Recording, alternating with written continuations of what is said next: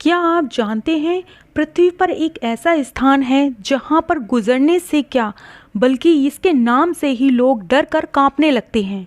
जी हाँ, यह है एक ऐसा एरिया जहां से कोई जहाज यहाँ तक कि एरोप्लेन भी गुजरने से डरते हैं। ऐसा क्यों होता है? इसकी क्या वजह है जो लोग इसके नाम से भी कांपने लगते हैं? आज हम ऐसे ही एरिया यानी कि बरमूडा ट्रायंगल के बारे में चर्चा करेंगे। बरमूडा ट्रायंगल को अगर दुनिया का ब्लैक होल कहा जाए तो गलत नहीं होगा। ये वो एरिया है जिससे गुजरते शिप से लेकर एरोप्लेन सबको ये पूरा का पूरा निगल जाता है।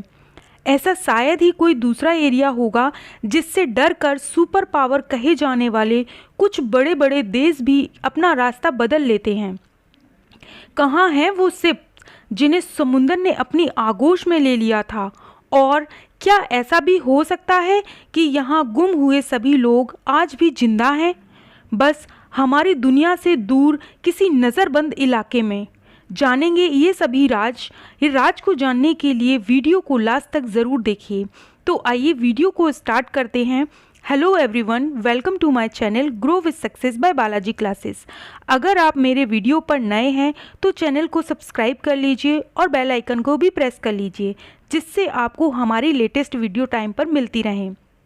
प्लीज़ इस वीडियो को भी लाइक ज़रूर कर लीजिए। तो आइए वीडियो को स्टार्ट करते हैं। इस वीडियो में हम बरमूडा ट्रायंगल के छुपे हुए राजों के बारे में चर्चा करेंगे। सबसे पहले जान लेते हैं कि आखिर ये बरमूडा ट्रायंगल क्या है।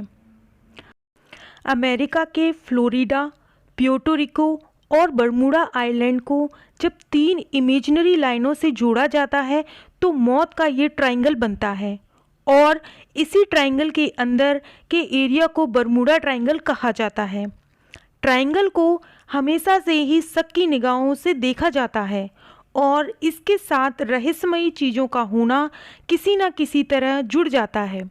इजिप्ट के पिरामिड भी इसी की एक मिसाल है। वहीं बरमूडा ट्रायंगल वो जगह है जिसे खारिज नहीं किया जा सकता, क्योंकि इसके पीछे ना सिर्फ कुछ लोगों का बल्कि दुनिया के बड़े बड़े देशों का विश्वास भी शामिल है।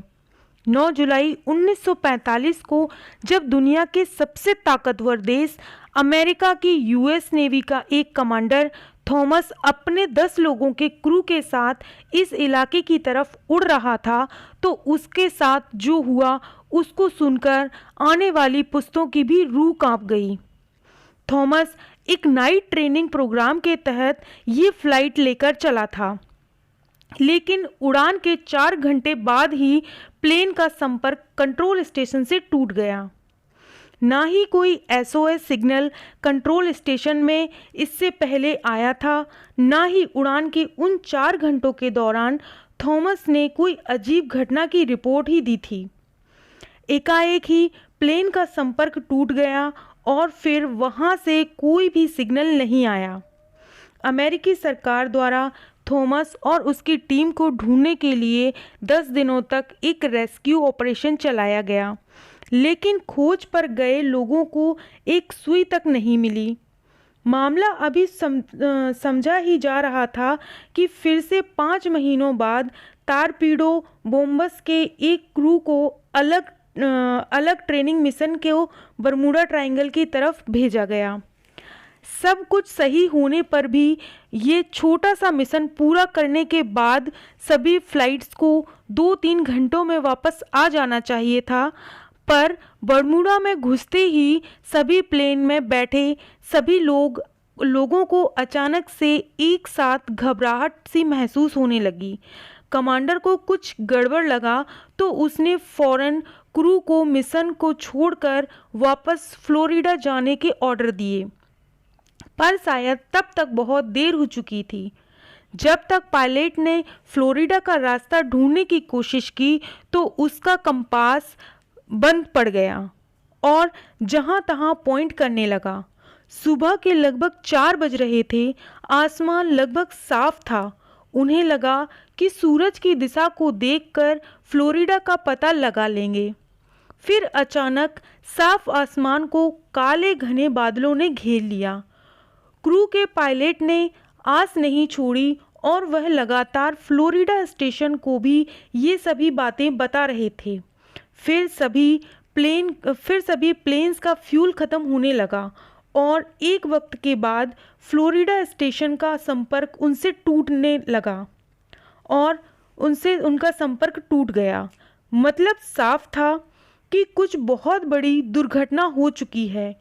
उसी दिन फिर एक रेस्क्यू प्लेन इन लोगों की खोज के लिए भेजा गया। ये प्लेन ना सिर्फ हवा में उड़ सकता था बल्कि पानी में भी लैंड करने और तैरने की क्षमता रखता था। पर बरमूडा ट्रायंगल अपने जैसे अगले शिकार की ही तलाश में था और 1.5 घंटे बाद जब प्लेन वहां पहुंचा तो ज़रूर, लेकिन फिर वह कभी लौट कर ना आ सका। इतनी बड़ी घटना के बाद अगले 5 दिनों अलग अलग रास्तों से इस एरिया में 100 से ज़्यादा प्लेन इस मिशन की खोज में भेजे गए, पर ना तो कभी प्लेन मिले और ना ही क्रू मेंबर्स की लाशें।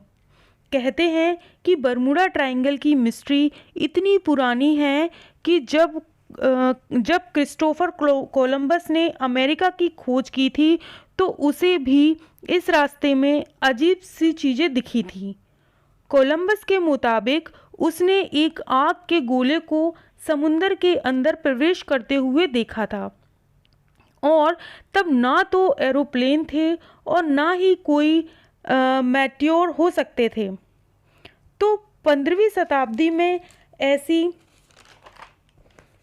ऐसा क्या था जिसे कोलंबस ने आसमान से समुद्र में गिरते हुए देखा था?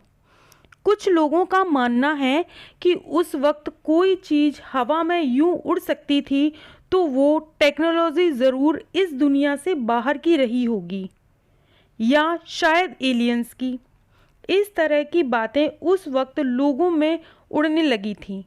इस तरह फ्लाइट को इस एरिया में आवाजाही को बंद कर इस बात का सबूत होता था कि सरकार भी इन बातों से सहमत है जो इनकी कमज़ोरी को दर्शाती है। इसलिए उस वक्त यहाँ से आना जाना नहीं रोका गया। 1947 में एक, 1948 में 2 और 2020 आते आते 30 से ज़्यादा इंसिडेंट यहाँ पर हो चुके हैं।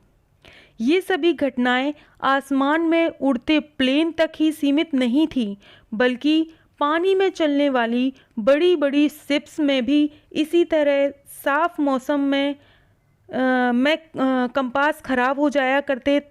कभी कभी इतनी तेज़ी से मौसम बदलता और बड़ी बड़ी लहरों के सामने शिप बह जाती। अगर मौसम खराब के कारण हम इन शिप्स का डूबना एक्सप्लेन कर दें तो आप उन घटनाओं को कैसे समझाओगे कि बरमूडा ट्रायंगल के अंदर घुसते ही अच्छे मौसम में शिप को ऐसा लगने लगता जैसे हज़ारों टन वजनी इन शिप्स को कोई जानबूझकर इन शिप्स को कोई नीचे खींच रहा है। ना ही शिप में कोई होल होता है, ना ही किसी तरह की तकनीकी समस्या। बस ये शिप एकाएक ही महसूस करती हैं कि जैसे पाताल से उन्हें कोई शक्ति नीचे की ओर खींच रही है। शिप से कूदने वाले लोग भी तैरकर यहाँ से बाहर नहीं आ पाते हैं और यही अदृश्य शक्ति महसूस करते थे कि यहाँ पर डूबी शिप भी उन प्लेन्स की तरह कभी बाहर ही नहीं आ पाईं। यहाँ से बाहर आईं तो सिर्फ कहानियाँ, और वो कहानियाँ जिन्हें हम दिल की तसल्ली के लिए हम सिर्फ कहानियाँ कहकर छोड़ देते हैं। ऐसा नहीं है कि बरमूडा ट्रायंगल की गुत्थी को सुलझाने की कोशिश नहीं की गई होगी। इस पर कई अलग अलग थ्योरीज आती रहती हैं, जैसे कंपास के काम ना करने की वजह से बरमूडा ट्रायंगल के आसपास के इलाकों को मैग्नेट से समझाया गया।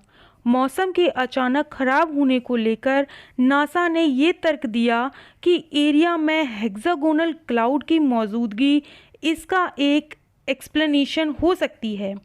हेक्सागोनल क्लाउड को सबसे पहले नासा ने सबसे पहले पृथ्वी पर नहीं बल्कि सैटर्न पर देखा था और ये क्लाउड एक हेक्सागोनल की शेप में होता है, जिसके अंदर हवा बहुत तेज़ी के साथ सेंटर की ओर घूमती है, जो किसी भी एरोप्लेन को डिस्ट्रैक्ट कर सकती है। सच क्या है ये तो एक ना एक दिन सामने आ ही जाएगा, पर तब तक आप बरमूडा ट्रायंगल के बारे में क्या सोचते हैं हमें कमेंट करके ज़रूर बताइए। साथ ही बरमूडा ट्रायंगल से जुड़ी अनेक कहानियां हैं, अगर आप चाहते हैं कि वो कहानियां भी हम आपके सामने लेकर आएँ तो आप हमें कमेंट में लिख के ज़रूर दीजिए। और अगर आपको वीडियो पसंद आई तो प्लीज़ वीडियो को लाइक ज़रूर कीजिए। आई होप आपको वीडियो पसंद आई होगी। प्लीज़ कमेंट करके ज़रूर बताइए। ऐसी इन्फॉर्मेटिव वीडियो के लिए हमारे चैनल को सब्सक्राइब कीजिए, लाइक कीजिए और ज़्यादा से ज़्यादा शेयर कीजिए। Thank you.